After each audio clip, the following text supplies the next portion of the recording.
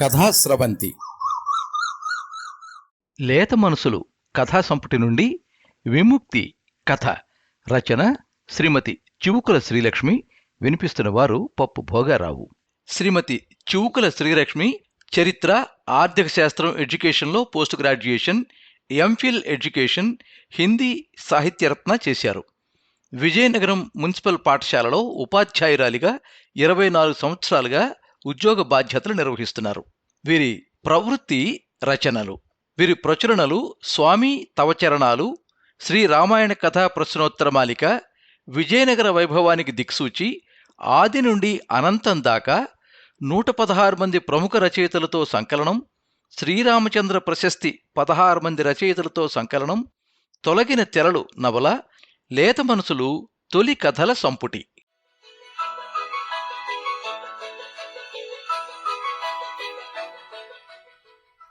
వీధి మలుపు తిరిగేదాకా శవాన్ని చూస్తూ నిలబడిపోయిన వసంత గిర్రును తిరిగి ఇంట్లోకి వెళ్లి తలుపేసుకుని మోకాళ్లలో తలదూర్చి వెక్కి వెక్కి ఏడుస్తోంది. రాతి గుండెగల మనిషిగా పేర్పడిన ఆమెను ఓదార్చి సాంత్వనపరిచే హస్తం ఏదీ లేదు. అవేమీ అక్కరలేదని అనుకున్న ఆమె అంతరంగం ఘోష ఎవరికి వినిపిస్తుంది? ఒక్కసారి గతం ఆమె కళ్ల ముందు మెదిలింది.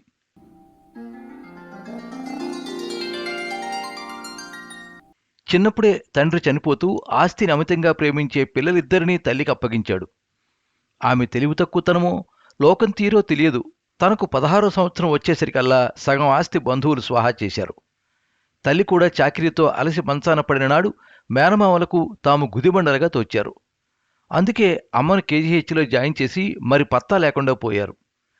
డాక్టర్లతో మాట్లాడడానికి, మందులకు, పళ్లకి తిరగడానికి తాను 10 ఏళ్ల తన తమ్ముడు నలిగిపోతూ ఉంటే ఆపద్బాంధవుడిలా శర్మ కనపడ్డాడు. అతడు కరణం గారి ఏకైక కుమారుడు. తల్లి, తండ్రి, నానమ్మ అందరినీ ఒకే ఏడాదిలో పోగొట్టుకున్న దౌర్భాగ్యుడు. కొన్ని 100 ఎకరాల మాగాణి భూమికి ఏకైక వారసుడు. అమ్మను చూడడానికి ఆ రోజు ఆసుపత్రికి వచ్చాడు. కష్టాలు మనుషులకు కాకపోతే మానులకు వస్తాయా? నన్ను చూడండి, అందరినీ పోగొట్టుకుని మొండి వెధవలా ఎలా బతుకుతున్నాను అన్నాడు. తమను ఒంటరి వారిని, అనాథలను చేసిన విధిని తిట్టాడు. పట్టించుకోకుండా వదిలేసిన మేనమామలకు ఊరివారిచే గడ్డి పెట్టిస్తాను అన్నాడు. తమ కోసం కన్నీరు కార్చాడు. కబుర్లు, తిట్లే తప్ప సానుభూతి ఎరగని తనకు ఆ మాటల ఆశ్చర్యాన్ని, ఆనందాన్ని కలుగజేశాయి. రోజు క్రమం తప్పకుండా వచ్చేవాడు. ధైర్యవచనాలు చెప్పేవాడు. ఇక్కడే విశాఖలోనే ఆటోమొబైల్ కంపెనీలో పనిచేస్తున్నాను అన్నాడు. 15 రోజులైనా గడవకుండా అమ్మ తనను, తమ్ముడిని అతడి చేతిలో పెట్టి జీవితాంతం వదలవద్దని ఒట్టు వేయించుకుని కన్నుమూసింది. మంచం మీద ఉన్నా కొండంత అండగా అనిపించే అమ్మ మరింక లేదు. రాత్రిపూట తను, తమ్ముడు ఏడ్చుకుంటూ ఒకరినొకరు ఓదార్చుకుంటూ గడిపేవారు. అలా 3 నెలలు గడిచేయలేదో పెళ్లి కోసం ఇంట్లో వాళ్ళు, ఊళ్ళో వాళ్ళు తన మీద ఒత్తిడి తేవడం మొదలెట్టారు. శర్మని చేసుకుంటావుడు కదా, మీ అమ్మ నిన్ను అతడికే అప్పగించిందంటే కదా. అమ్మా నాన్న ఉంటే పసిపిల్లగా భావింపబడే 16 ఏళ్ల వయసులో ఇద్దరూ లేకపోవడం వలన ఆరిందా అయిపోవలసి వచ్చింది. అందుకే అందరూ చెప్పేవాటికి ఊకొట్టింది. ఈ హడావిడిలో 10వ క్లాసు పరీక్ష రాయలేకపోయింది. ఊరంతా శర్మ కాబోయే భార్యగా ముద్రపడినాక తెలిసింది అతడి ఆస్తులన్నీ పరాధీనమైనాయని, విశాఖలో అతడు చేసే ఉద్యోగమే అతనికి ఆధారమని. పోనీలే, మనిషి మంచివాడైతే చాలు, ఆస్తులకే ఉంది, అలవాట్లను మార్చుకోవడం ఎంతసేపు అనుకుంది. అవును మరి, పయోముఖ విషకుంభాలను పోల్చుకోలేని వయస్సు. ఏడాదిలోగా పెళ్లి చేస్తే చనిపోయిన అమ్మా నాన్నకు కన్యాదాన ఫలితం దక్కుతుందని అందరూ గొడవ. ఆలోచించుకోనివ్వని జనం, ఆలోచించలేని వయస్సు. అతడు తన ఆస్తిని కూడా, అంటే తమ్ముడి ఆస్తిని కూడా తాకట్టు పెట్టడానికి ప్రయత్నిస్తున్నాడని ఎవరో అంటున్నారు. అందుకే ఓ రోజు ఒంటరిగా లాయర్ గారింటికి వెళ్ళి కనుక్కుంది తమ ఆస్తిపాస్తులకు వారసులు ఎవరని. లాయర్ గారు చెప్పారు, అమ్మ చనిపోయే ముందు వీలునామా రాయించింది. ఆస్తులన్నీ లాయర్ అధీనంలో ఉన్నాయని, తమకు మైనారిటీ తీరాక ముందు తనకి, ఆ తర్వాత తమ్ముడికి అధికారాలు సంక్రమిస్తాయని. లాయర్ గారు, నాకు పెళ్లి కాకముందే నా పుట్టింటి ఆస్తిపోయి సర్వాధికారాలు వదులుకుంటున్నట్టు రాసిస్తాను. మా ఆస్తికి మొత్తం అధికారి తమ్ముడే కావాలి. అదంతా వాడే అనుభవించాలి. తిరిగి తాతగారి, నాన్నగారి పేరు ప్రతిష్టలు నిలపాలి. అలా కాగితాలు రాసి రిజిస్టర్ చేయించండి అని అభ్యర్థించి వచ్చేసింది. ఆస్తిపై తన హక్కు వదులుకుందని తెలిసిన నాటి నుండి శర్మ వైఖరి మారిపోయింది. పెళ్లిలో తెలిసాయి మరికొన్ని విషయాలు. అతనికి కొన్ని చెడు అలవాట్లు ఉన్నాయని. పెద్దలకు వంగి దండాలు పెడుతూ ఉంటే ఒక ఆయన దీవిస్తూ, అబ్బాయి మంచి చెడ్డ చూస్తూ దారిలో పెట్టుకో అమ్మా అన్నారు. వింటుంటే ఇదేం దీవెన అనిపించింది. ఒళ్ళు మండి, మీరు దారి తప్పించే ఇచ్చారు, ఇంక కొత్తగా నేను దారిలో పెట్టాల్సిందేముంది, సాధ్యమయ్యేనా అని అడిగింది. తలెత్తి ధీమాగా తను అన్న ఆ మాటలు కొత్త పెళ్లి కూతురు గొంతులోంచి వాళ్లకి ఎలా వినిపించాయో తెలియదు గాని బంధువులందరిలో తాను గయ్యాళిగా ఆ రోజే ముద్రపడిపోయింది. శర్మ పెళ్లాంతో మాట్లాడలేము, ఎంత మాట పడితే అంత మాట అనేస్తుంది అనేవారు. మొదటి రాత్రే తెలిసిపోయింది అతడికి ఆడది కొత్త కాదని, ఇంకా మనసు పడితే తాగి వచ్చి పెళ్లాన్ని రేప్ చేయగల మగధీరుడని. ఛీ, 25 నిండిన ఈ వ్యక్తికి ఇన్ని చెడు అలవాట్లు ఎలా వచ్చాయి? తల్లిదండ్రులను కోల్పోయిన తామిద్దరూ అనాథలుగా ఒకే గూటికి ఎలా చేరారు? తమలో ఏ ఒక్కరికి తల్లిదండ్రులు ఉన్నా ఇంతలా భ్రష్టు పట్టిపోయిన ఈ వ్యక్తిని కొద్దిగానైనా మార్చగలిగేవారేమో. భగవంతుడా, తల్లి తండ్రిని తీసుకుపోయావు, రాబందుల్లాంటి బంధువులనిచ్చావు, ఎవరి మీద ఆధారపడకూడదనే ఆత్మవిశ్వాసాన్ని శరీరమంతా నింపావు.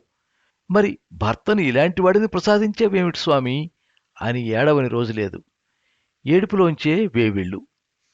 తన బ్రతుకు తనకే అగమ్యగోచరంగా కనిపిస్తున్న తమ ఊళ్ళో మరో ప్రాణ అబార్షన్ చేయించుకుందామంటే మనసు అంగీకరించలేదు. తనకు ఓ తోడు కావాలి అనిపించింది.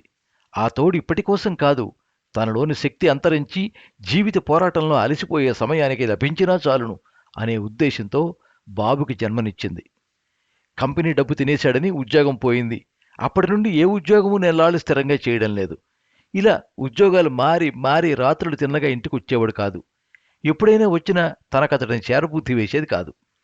ఇంకా అతనితో కలిసి ఉండలేనని బంధువులలో ప్రచారం కల్పించింది. అప్పటి నుండి ఇంటికి చుట్టాల ప్రవాహం మొదలైంది. ఆడదానివి ఎలాగోలా నువ్వే సర్దుకోవాలి, పోనీ అతడు అప్పులేవో తీర్చేసి వాడికి మనశ్శాంతినివ్వకూడదా, నీ దగ్గరే పడుండేవాడు, ఇంత బతుకు బతికి వాడికి అక్కడా ఇక్కడ ఇదేం కర్మ అనేవారు. తనదే తప్పంతా అని నిందలు వేసేవారు. తనకు పట్టరాని కోపం వచ్చేది.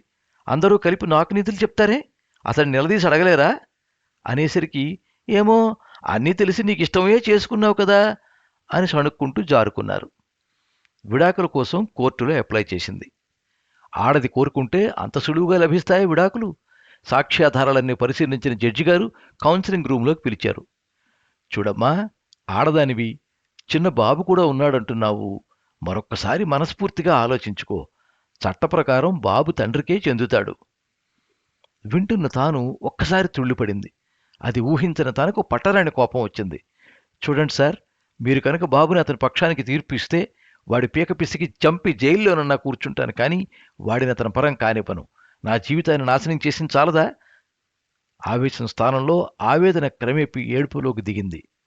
పిచ్చిది ఆవేశంలో ఎంత పనైనా చేస్తుందని భయపడ్డారో, లేక ఏడాదైనా నిండని పసివాడిని తల్లి నుంచి వేరు చేయడానికి రూల్స్ ఒప్పుకోలేదో గాని బాబు మాత్రం తనకు దక్కాడు, అంతే చాలు అనుకుంది.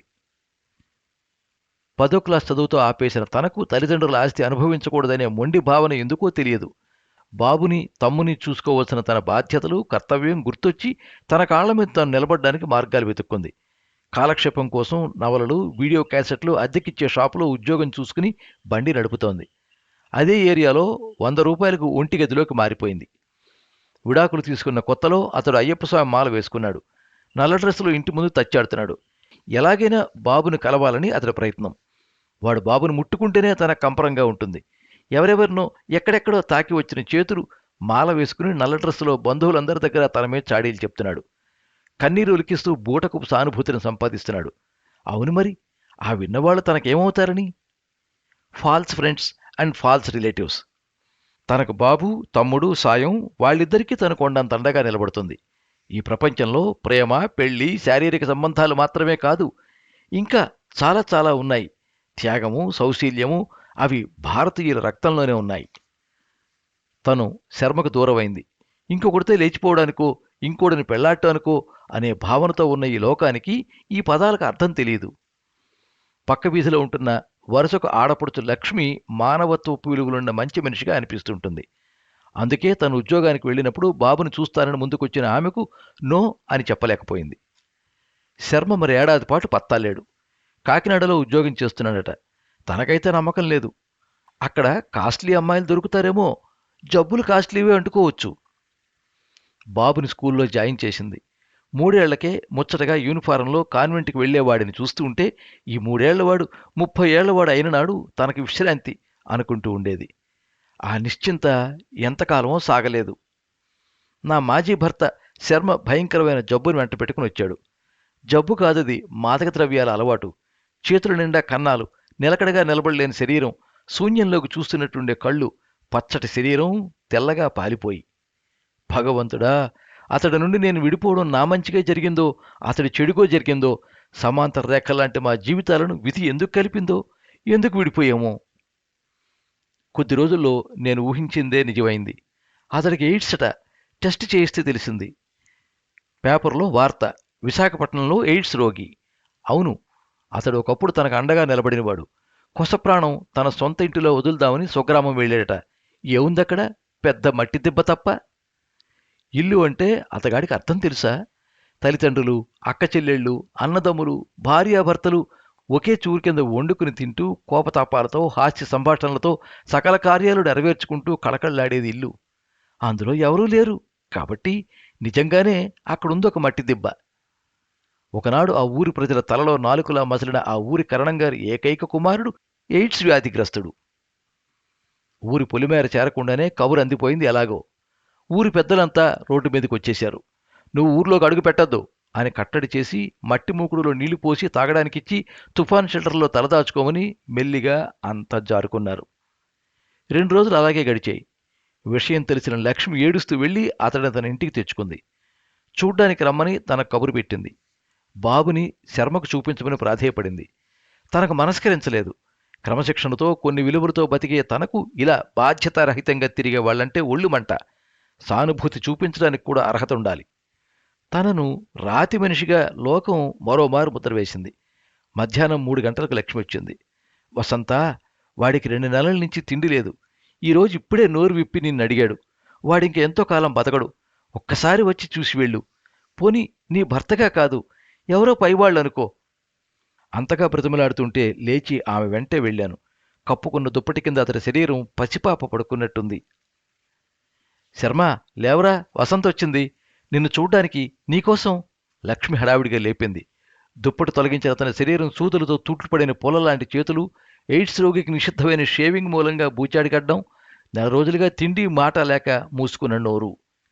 ఈ దృశ్యం మనసులో ముద్రించుకుపోయి తనని జీవితాంతం వెంబడిస్తుంది. అందుకే తను రావడానికి ఇష్టపడలేదు. బాబుని చూడాలని ఉంది.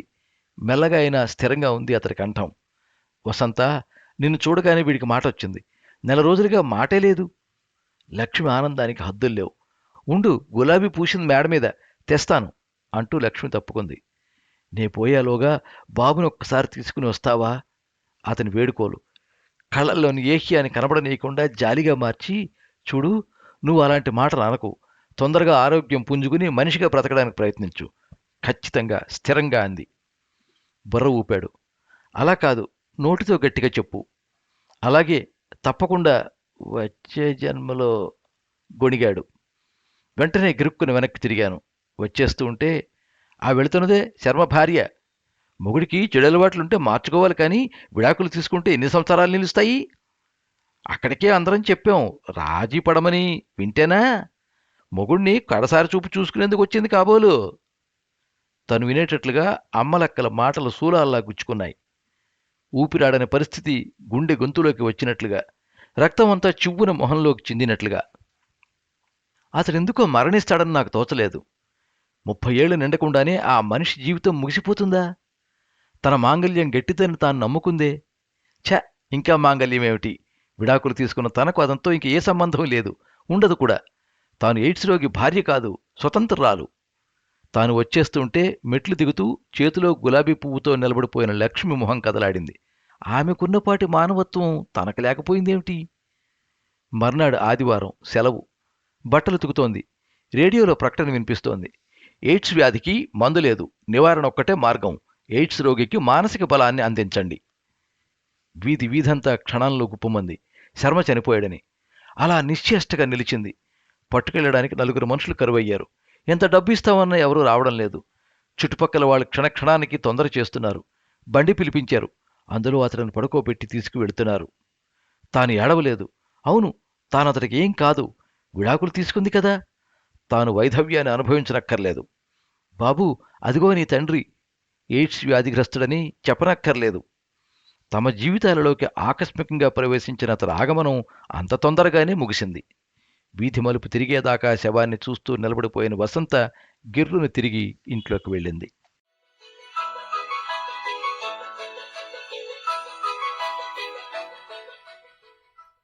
మీరింతవరకు విముక్తి కథ విన్నారు.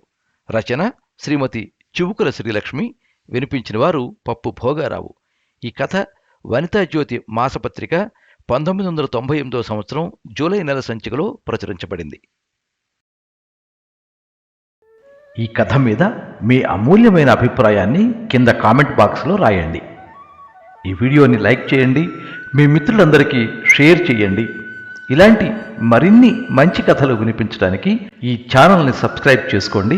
పక్కనే ఉండే బెల్ ఐకాన్ని క్లిక్ చేస్తే ఇలా అప్లోడ్ చేసే వీడియోల వివరాలన్నీ కూడా మీకు ఎప్పటికప్పుడు నోటిఫికేషన్ ద్వారా తెలుస్తాయి. ఎప్పుడు మీ అభిమానాన్ని కోరుకునే పప్పు భోగారావు. సర్వే జనాః సుఖినో భవంతు. కథా స్రవంతి